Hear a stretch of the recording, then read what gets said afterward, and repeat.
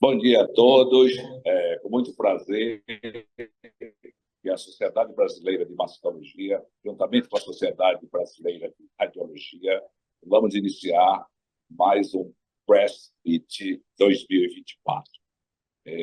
A gente fica muito honrado em ter muitos participantes, não só brasileiros, como estrangeiros, e torço para que seja mais um evento científico que traga para todos nós informações para que a gente ajude ainda mais as nossas pacientes portadoras de câncer de mama. Eu, nesse exato momento, gostaria de passar a palavra para o Dr. Guilherme Novita, que é o presidente da Escola Brasileira de Mastologia. Um bom congresso para todos vocês. Bom dia. Queria parabenizar as sociedades que estão organizando esse evento, a Sociedade Brasileira de Mastologia, o Colégio Brasileiro de Radiologia, e parabenizar o meu amigo Henrique Couto, que é um defensor incansável dessa área de vanguarda na medicina, que são os procedimentos minimamente invasivos e as novas fronteiras dos exames diagnósticos. Tenho certeza que todos que assistirem vão aprender muito, assim como eu também vou aprender. Sempre a gente vai ter novidades. E eu passo a palavra para o Henrique, finalmente, para a gente poder dar andamento e a gente não perder mais tempo e poder aproveitar o conhecimento. Obrigado, a Escola Brasileira de Mastologia se sente honrada de poder participar junto. Bom dia a todos, sejam todos bem-vindos ao 25º Breast Meet, que é o simpósio de tratamento mínimo e imagem da mama. Esse ano nós contamos com 1.124 médicos registrados e inscritos, mais de 200 médicos não brasileiros, estrangeiros, de mais de 25 nacionalidades, 32 palestrantes internacionais, e é com o apoio da Sociedade Brasileira de Mastologia, nessa iniciativa da Escola Brasileira de Mastologia, que se realiza um congresso que tem como foco o descalonamento e o tratamento mais racional do câncer de mama, preocupado quando menos é mais. Gostaria de agradecer os nossos patrocinadores, a BD, com patrocínio ouro, também a Roche, com patrocínio ouro, a GRB e a AstraZeneca, a Siemens e o Cicobi Credicom. Sem os mesmos, não seria possível realizar esse evento. Também gostaria de agradecer a todos os palestrantes e debatedores que, por livre iniciativa, nos ajudam a trazer o que tem de mais moderno na fronteira do descalonamento. Vou apresentar a mesa, que a gente vai começar, e, em especial, o apresentador dos casos, que é o Dr. Luciano Chala, radiologista do Grupo Fleury, coordenador da Comissão Nacional de Mamografia do Colégio Brasileiro de Radiologia e tesoureiro da Sociedade Ibero-Americana de Imagiologia Mamária. Em especial, um agradecimento ao Dr. Luciano, que teve um problema de conexão de voo e ficou preso em outra cidade que não a sua e remarcou seu voo num horário especialmente que não pudesse cancelar a sua apresentação. Isso é um grande compromisso com a Sociedade Brasileira de Mastologia, que o Dr. Luciano tem demonstrado já há muitos anos. Então, a gente agradece muito essa dedicação do Dr. Luciano. Também, para debater os casos, a doutora Laura de Mello Andrade, geneticista pela Faculdade de Ciências Médicas de Minas Gerais, residência no Hospital das Clínicas e pós-graduada em oncogenética pelo Hospital de Câncer de Barretos. Doutora Ana Beatriz Luengas, nossa convidada internacional. A doutora Ana é coordenadora da radiologia de mama da Clínica Vida, em Medellín, na Colômbia. Ela é radiologista dedicada à mama e faz parte da equipe da Clínica Américas, também em Medellín, professora do Departamento de Radiologia da Universidade de Antioquia e membro do Comitê de Imagem da Mama da Sociedade Radiológica da Colômbia. E, por fim, mas não a última, né? Em inglês é the last, but not the least, doutora Linei Urban, uma grande amiga, sou um grande admirador. Ela é médica, radiologista, coordenadora do setor de radiologia mamária da clínica DAP, membro da Comissão Nacional de Mamografia e Cultural do CBR, foi coordenadora da comissão muitos e muitos anos e carregou isso nas costas, sem os ombros baixarem, pelo contrário, estão cada vez mais fortes, e vice-presidente da Sociedade de Radiologia do Paraná. Por fim, uma grande amiga, mastologista, a doutora Débora Balabran, médica, mastologista, professora da Universidade Federal da UFMG, de Belo Horizonte, de Minas Gerais, doutora em patologia e uma grande especialista na avaliação de risco. Aberto o breast meet, vamos para a parte talvez que mais chama a atenção das maiores audiências, que são os tumor board. Com a palavra, meu amigo, doutor Luciano.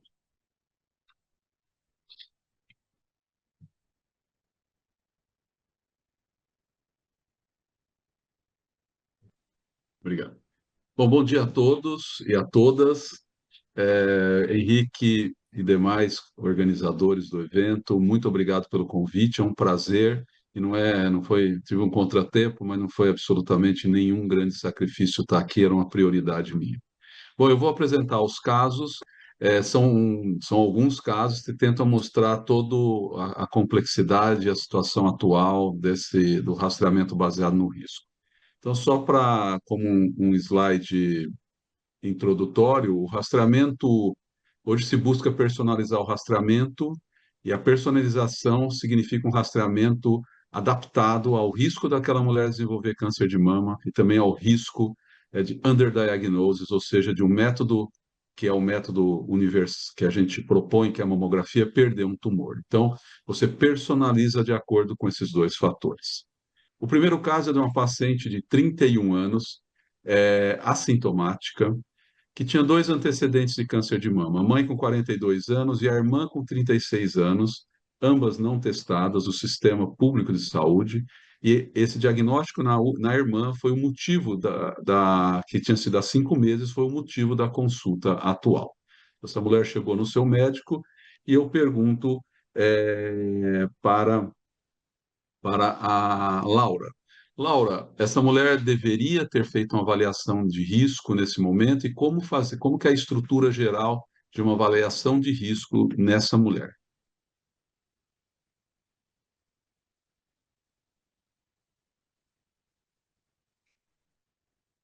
Bom dia, gente. Então, obrigada pelo convite. Bem, então essa paciente, ela tem uma história familiar de câncer de mama, duas mulheres que tiveram câncer de mama em idade jovem, né, a mãe e a irmã. Então, isso por si só já é um critério para a gente indicar a realização de testes genéticos, né? Então, ela tem um critério pela NCCN para a gente considerar essa avaliação. Então, é importante, primeiramente, que a gente entenda toda a história familiar dessa família. Claro que foi trazida aqui as duas principais informações, né?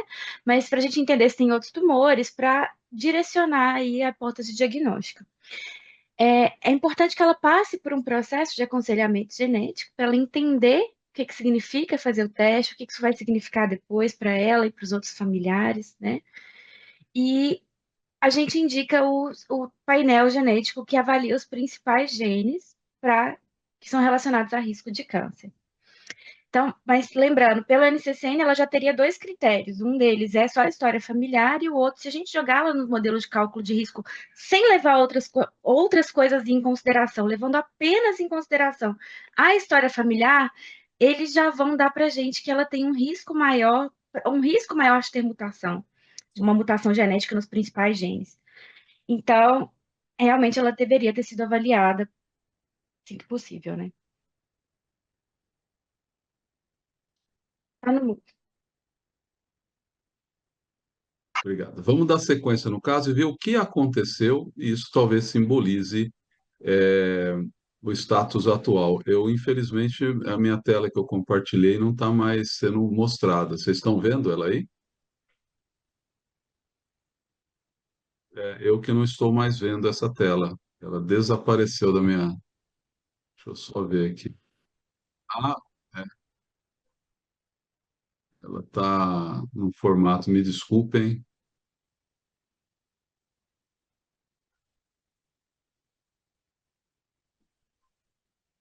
Me desculpem.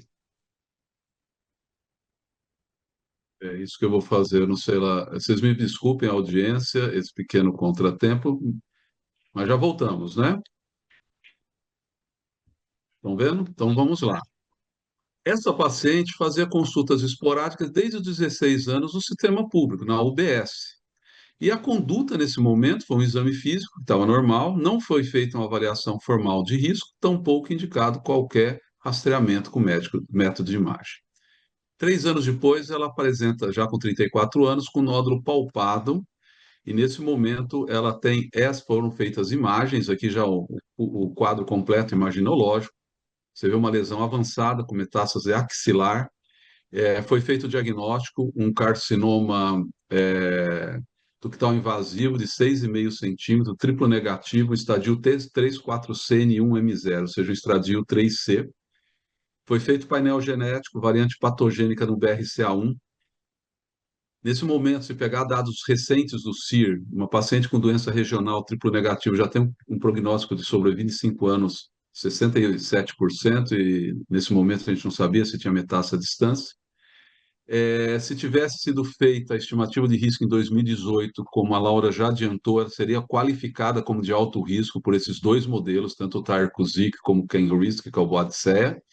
Então, essa paciente mostra a importância que o rastreamento começa com uma avaliação de risco precoce dessas mulheres. Então, ele não começa, a gente fala que o rastreamento começa aos 40 anos, mas agora a gente tem que pensar que o rastreamento começa mais precocemente. Vamos ver um outro caso muito correlato. A paciente de 28 anos, assintomática, ela tinha era portadora de variante patogênica no TP53, já sabida, pois ela tinha tido um liposarcoma na coxa aos 14 anos. Eu pergunto, eu não, a doutora Ana Beatriz, eu não a vi aqui, ela está presente? Bom, então eu vou dirigir essa pergunta para a doutora Linei. Linei, o rastreamento está indicado nessa mulher? Como se faria esse rastreamento nessa paciente com mutação no TP53 aos 28 anos? Bom dia a todos. Inicialmente, eu gostaria de agradecer esse convite. É um prazer e um privilégio estar participando deste evento tão fantástico e inovador. Eu acho que o debate de casos como esse é fundamental para a gente começar do rastreamento e até o descalonamento. Bem, então veja que o rastreamento ele tem que ser cada vez mais personalizado, e o que a gente faz atualmente é baseado no quê? Na idade e no risco. Então, essa é uma paciente que a gente já começa sabendo qual é a mutação que ela tem. E para nós, aqui no Brasil, é importantíssimo, porque é a terceira mutação mais importante que a gente tem. Então, a gente sabe que quem tem mutação TP53, a média de faixa etária do aparecimento do câncer de mama é 30 a 34 anos. Então, para elas, o rastreamento, para quem tem essa mutação, é indicado mais precocemente, tanto com mamografia como com ressonância. Mamografia só após os 30 anos, não iniciar antes, mas a ressonância já começa a partir dos 20 para esse grupo, porque a gente sabe que os tumores, apesar da média assim, entre 30 a 34 anos, eles aparecem precocemente. Então, sim, a resposta é sim, ela tem indicação, como ela tem 28 anos, de rastreamento com ressonância magnética.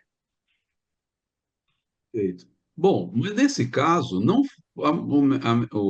os cuidadores, os médicos assistentes, optaram por fazer a mamografia e ultrassom, que, como vocês já perceberam, não era a modalidade preferida, mas fez o diagnóstico.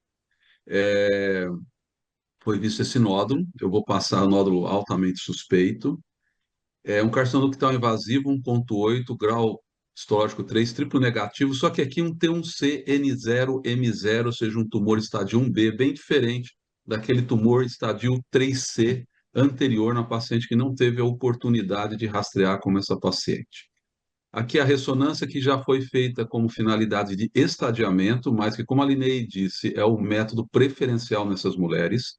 Então, esse caso tem essa discrepância entre o que é o ideal, mas foi feito diagnóstico. Aqui só a mesma fonte do CIR, uma paciente com diagnóstico de um carcinoma triplo negativo localizado tem uma sobrevida em 5 anos nos Estados Unidos, e aqui a gente espera que tenha similar, se bem tratado, de 92%. Como a Linei disse, esse é o protocolo de rastreamento, ou seja, a ressonância é o método preferencial nessa paciente que tem 28 anos, é isso que tem que ficar guardado. É o mesmo cenário do American College of Radiology, só para ter uma recomendação comparativa para os senhores. E eu pergunto para a Débora, o prognóstico muda, e o tratamento? Nesse caso, há a possibilidade de um descalonamento do tratamento por esse diagnóstico mais precoce? O que você poderia falar para nós?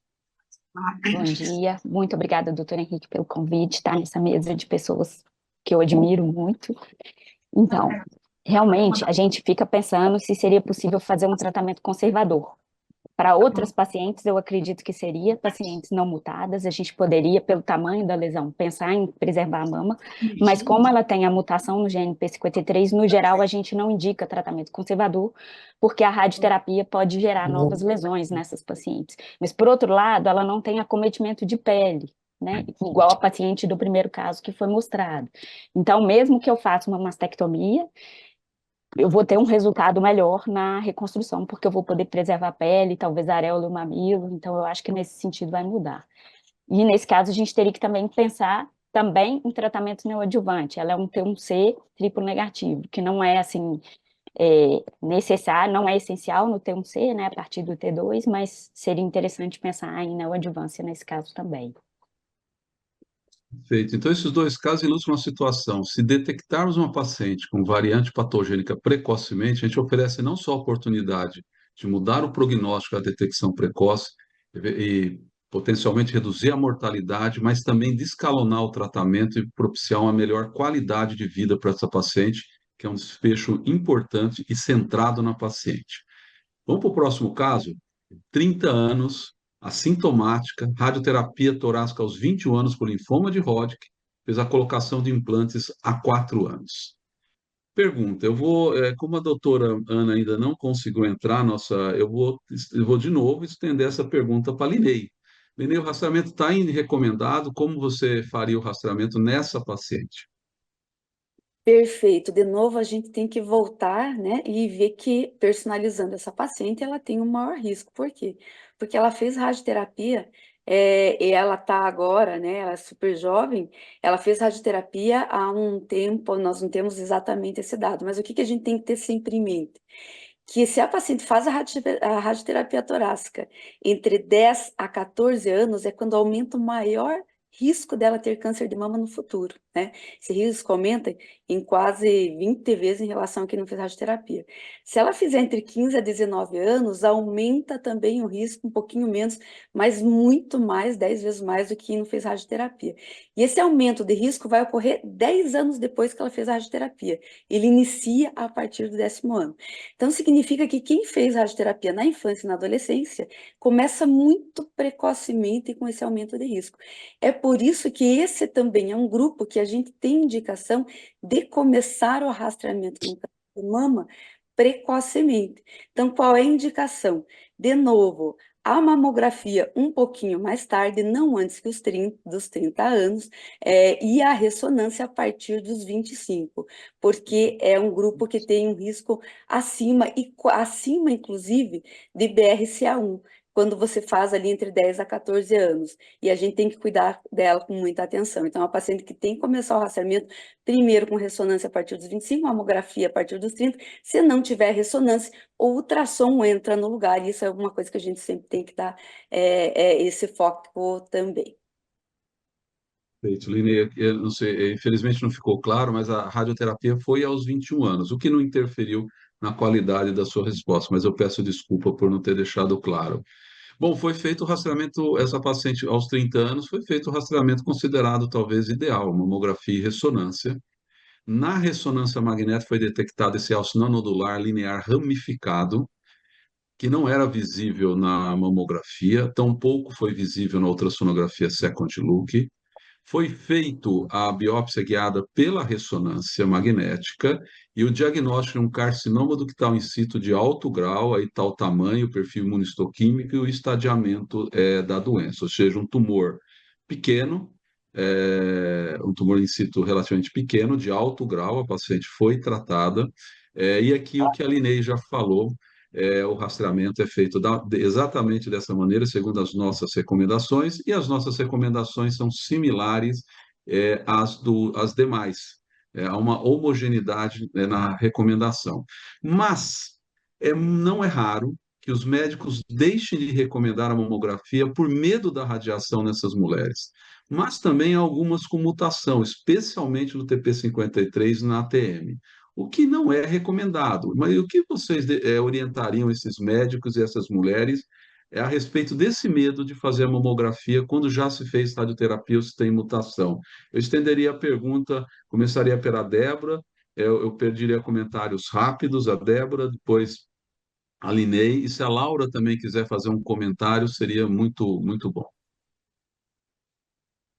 Ótimo. É uma dúvida que a gente tem, principalmente por causa do risco que a gente já comentou da radiação nas pacientes com TP53, mas não tem jeito. Todo o rastreamento do câncer no geral, a mamografia é o exame que a gente tem evidência de ganho de sobrevida, né, de 20%. Então, no geral, eu tentaria convencer eles a fazer. Eu tive essa dúvida recentemente das pacientes, de um grupo que estuda pacientes com neurofibromatose, que também tem risco aumentado para câncer de mama, e que também, teoricamente, seriam mais sensíveis à radiação. A meu ver, elas têm que fazer a mamografia. Perfeito. Linei?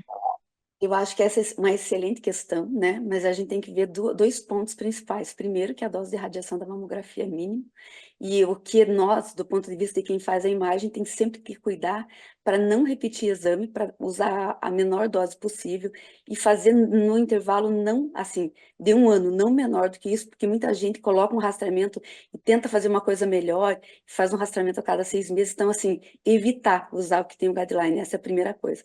A segunda, a gente tem que saber que, diferente, por exemplo, do BRCA1, que 80% dos tumores são de grau 3 e não tem calcificação, menos de 5% são carcinoma in situ, então a mamografia não auxilia muito e a ressonância vai muito bem sozinha. Muitas vezes a gente leva, né, pode introduzir a ressonância depois dos 35 anos, nesse grupo pós-radioterapia, no grupo que tem TP53, os tumores, eles são mais bem diferenciados. Então, os estudos mostram que a mamografia influencia, ajuda pegando os tumores de baixo grau. Essa paciente, por exemplo, teve um tumor pequeno, diagnosticado, e receptores positivos, mostrando que esse é o padrão habitual, mais típico e mais frequente para quem fez radioterapia. E com isso, a mamografia vai ser importante e tem que ser introduzida não antes dos 30.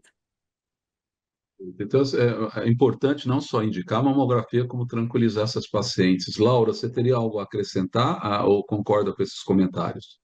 Eu concordo com os comentários, né? A gente tem que entender que o risco da paciente de ter o câncer de mama ele é ainda maior do que a gente pensar no risco potencial de um segundo tumor primário aí, né? Ou de uma neoplasia na área irradiada. Então, a gente tem. A primeira coisa é entender aquele caso, a cada caso, qual que vai ser a importância de fazer esse rastreio. E concordo que é evitar repetir exame. Então, se a gente puder substituir por exames com menos radiação, preferir, né? Mas o rastreio ele é muito importante, não pode deixar de ser feito. Exato. Então, reforçamos que nessa situação é muito importante tranquilizar a mulher e indicar, né, os exames. Vamos para o próximo caso, 38 anos, assintomática.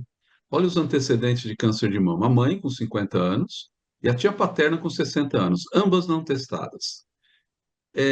Nessa paciente, o Tarcosic-Ibis mostrou um lifetime risk de 17,9%, enquanto o Can-Risk mostrou um risco de 20,6%, ou seja, no limiar para se qualificar como de alto risco, e o outro não atingiu esse limiar.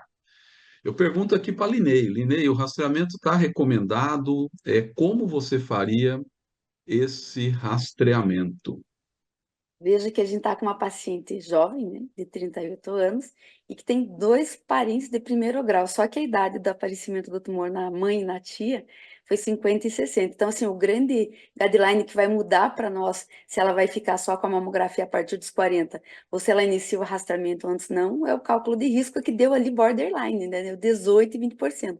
Porque a gente assume que a partir de 20% de risco ao longo da vida, você já introduz esse rastreamento mais intensivo, que seria a mamografia e ressonância a partir dos 30 anos, né? E com isso ela estaria dentro do grupo se a gente considerasse. Talvez fosse interessante o comentário da Laura enquanto geneticista para comentar essa diferença de cálculo de risco, né? Se você assume o do 20 e já coloca ela, o que eu tenderia, porque ela tem uma história familiar significativa, e já colocaria esse rastreamento mais intensivo, que é precoce com mais exames, né? Ou se assume o de menor risco. Mas eu acho que ela tem um cálculo de risco de 20% e teria indicação de rastreamento precoce com método complementar, a partir dos 30, quando a gente não tem mutação conhecida. Perfeito. Laura, resposta rápida. Qual modelo você aplicaria nessa paciente? O Can-Risk ou o Tarcosic? Eu, E te- sim ou não, está indicado o teste genético nessa paciente? eu tenderia a usar o CanRisk, porque ele coloca alguns fatores, igual ele permite a gente colocar os testes negativos lá, né? Assim, colocar que ela não fez o teste. Então, ele consegue colocar mais informações. Então, o teste genético é um caso que ela não teria um critério formal necessariamente, mas a gente tem que entender a história familiar como um todo, o desejo da paciente, se ela pode fazer o teste, né? Entender também qual que foi o cálculo de risco do CanRisk para que ela tenha mutação, lembrando que, então, se ela tiver mais que 5% de chance de ter alguma mutação, isso já é um critério por si só, pelo NCCN, né? Então, Perfeito. então assim, acho que discutir com o paciente. Perfeito, perfeito, excelente. Então vamos lá. Aí foi feita mamografia e ultrassom, tá? É o caso real. Mamas extremamente densas, ambos exames normais. Linei, ressonância ou não nessa paciente? Sim ou não? É, sim, porque ela já está, vamos valorizar ali o 20%, ela já teria a primeira indicação, e a segunda da mama extremamente densa, que os estudos nos mostram que para esse grupo ele tem um risco aumentado além da história familiar, e teria, né, uma custo-efetividade favorável, introduzindo a ressonância, se fosse pela mama extremamente densa, a cada 2 anos, né, intercalando com Perfeito, ultrassom um ano, ressonância e mamografia no próximo. perfeito. Foi feita a ressonância e você vê uma lesão extensa, uma apresentação bastante. São vários realces lineares que nos cortes, quando você vê os cortes isolados, você não tem uma noção da extensão. Na reconstrução no MIP, você tem uma ideia melhor. A lesão tinha 7 centímetros. Aqui o dia da biópsia por ressonância, você vê também com a dificuldade, o resto parenquimatoso foi muito intenso ao longo do procedimento, mas o diagnóstico final foi um CDS de alto grau com 7 centímetros, obviamente um estádio, é um TIS N0M0, e aqui ela tem, como foi dito, 2 indicações. A primeira, se considerarmos os excelentes comentários da Laura, usar o Can-Risk, ela atinge o limiar de 20%. E o segundo, como a Linei já comentou, ela também atinge um segundo fator indicativo de ressonância, que é a mama extremamente densa. Então, se seguisse os critérios adequados, como foi seguido, você faria o diagnóstico dessa paciente. O Colégio Americano ele é mais flexível ainda, indicando a ressonância magnética anual para todas as mulheres com mamas densas, não só extremamente densas. Vamos lá. Um caso rápido: 74 anos, sem comorbidades, recordista de natação no clube, sem fatores de risco para câncer de mama, mamas normais, mas extremamente densas. Aqui os cálculos de risco, só como curiosidade para essa paciente, para ajudar. A pergunta é: Linei, devo continuar o rastreamento e incluo a ressonância agora? Eu acho que esse grupo é aquele grupo que a gente tem que colocar e que os dados nos mostram. Se tem acesso, você intercalar mamografia e ultrassom em um ano, mamografia e ressonância no próximo, ele traz benefícios e vai detectar uma maior quantidade de tumor. Se não tem acesso à ressonância, pelo menos como método complementar, a ultrassonografia, porque novamente a gente vai conseguir detectar, né, o maior número de tumores, porque é um grupo de maior risco, a gente tem que considerar isso, com certeza. Então, a resposta, sim. Perfeito. Então, essas são aquelas questões, né? Quando encerra-se o rastreamento suplementar? Para mamas densas, há poucos dados de literatura, mas você começa a ter bastante dados nas pacientes de alto risco. Pelos critérios nossos e do ACR, não há um limite superior, como a Linei coloca, para alto risco, para mamas densas está se buscando esses mesmos critérios, para o NCCN se individualizar, e no Ontario Breast Screening Program, que é um programa muito organizado de pacientes de alto risco, 69 anos é quando eles encerram, mas lembrar que aqui é um programa público que segue algumas premissas diferentes.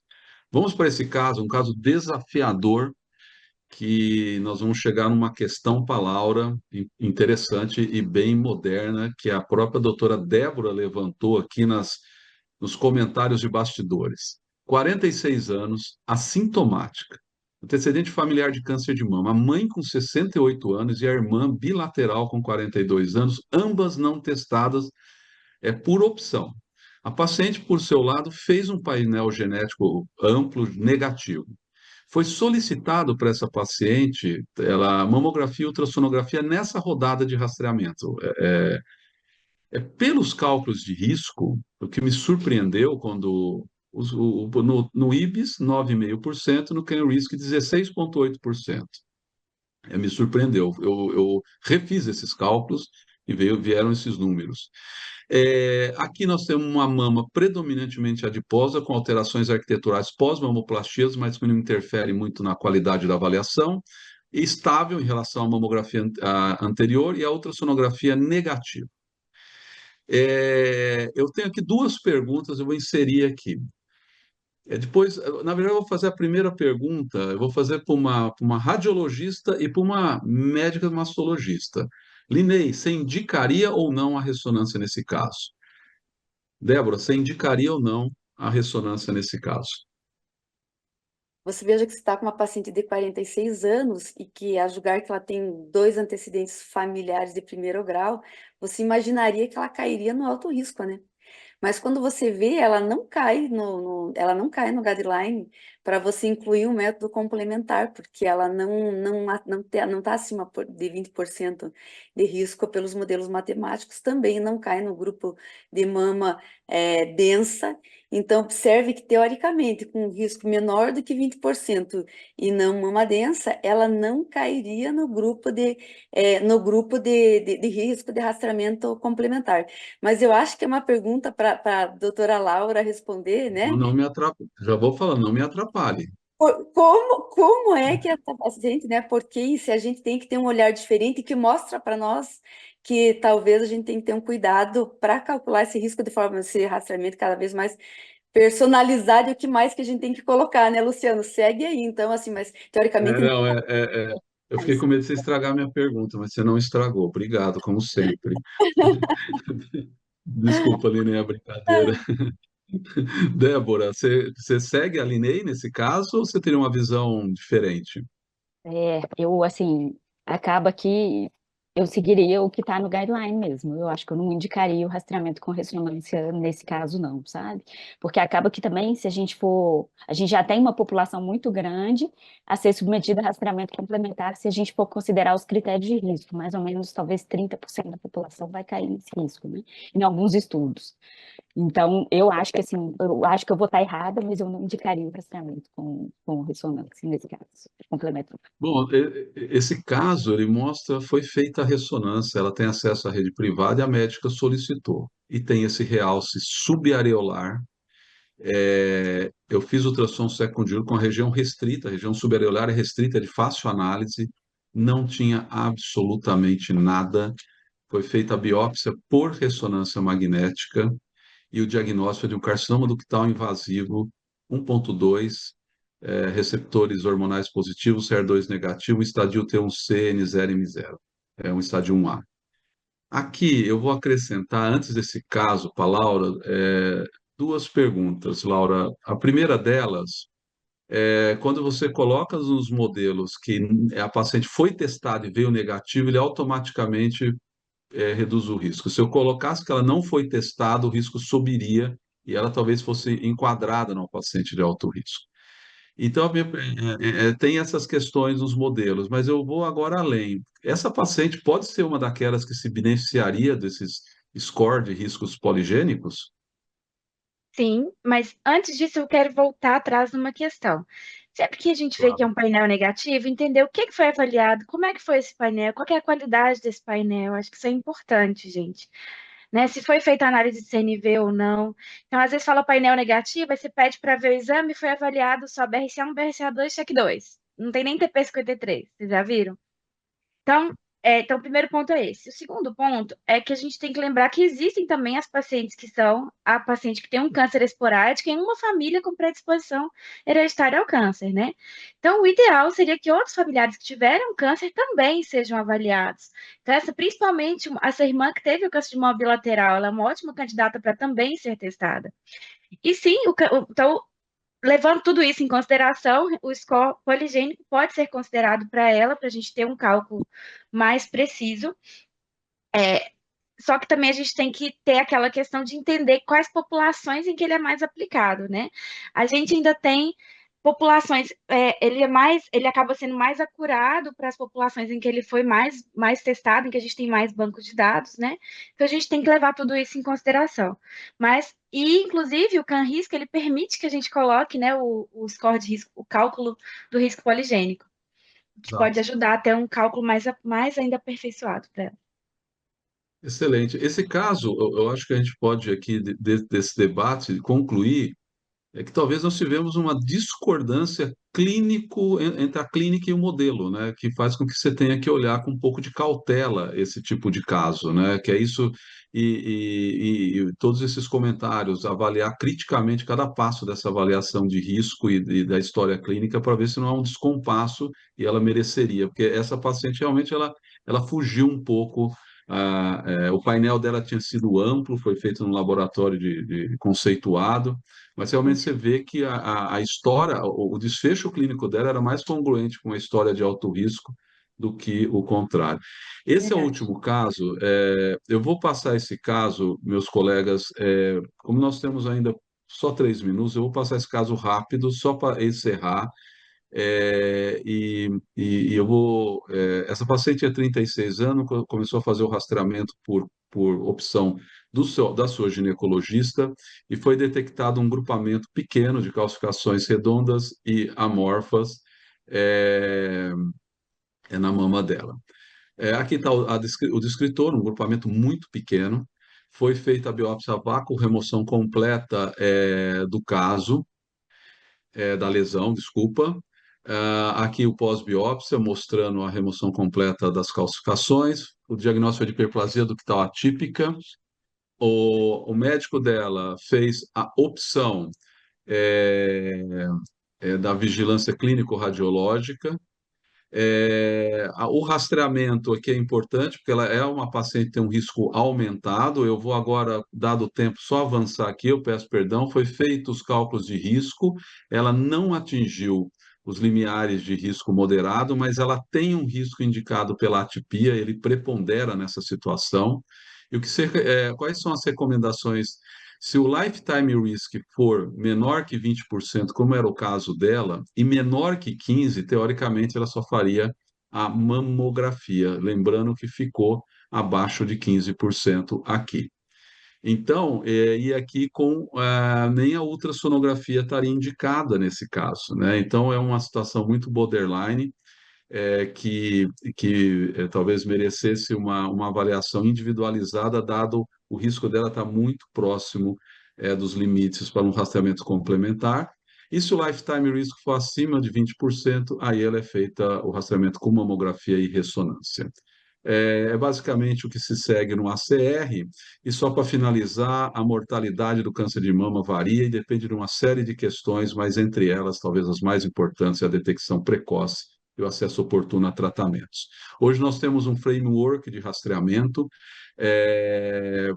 como vocês perceberam, a gente tem que identificar precocemente os pacientes com portadores de mutação genética e rastrear de acordo, e as que não têm, identificar outros fatores de risco e personalizar esse rastreamento de acordo com esses fatores de risco, e aquelas que não têm nenhum fator de risco, essas sim, vão para o rastreamento aos 40 anos, e aí você vai determinar se a mama é densa ou não, e proceder como já mostrado. Para as mulheres com antes por que isso é muito importante, essa questão do risco? Porque as mulheres, no Brasil tem muito câncer de mama abaixo dos 40 anos. E a grande estratégia nossa é buscar conscientizar essas mulheres sobre a doença e seus sintomas e identificar jovens de alto risco, né? E por isso que a gente passa a recomendar essa avaliação periódica após os 30 anos. Eu peço um pouco de desculpas por ter acelerado esse último caso, a fim de cumprir, né, o nosso tempo, correto, Henrique? E eu gostaria de já avançar para a próxima mesa, Henrique, com a doutora Thais Paiva, correto? Correto, muito obrigado. Acho que foi uma sessão extraordinária. Eu acho que discutir casos clínicos é fundamental. E agora nós vamos ter a próxima mesa, que será coordenada pela doutora Thais Paiva. A doutora Thais Paiva é mastologista, especialista em mamografia pela AMB, médica do Hospital Mater Dei, Rede Mama, e membro da Comissão Nacional de Mamografia. E vai coordenar o próximo bloco, que é personalizando, que é a vigilância de imagem mamária após o câncer de mama. Obrigado a todos, uma ótima sexta-feira e um bom final de semana.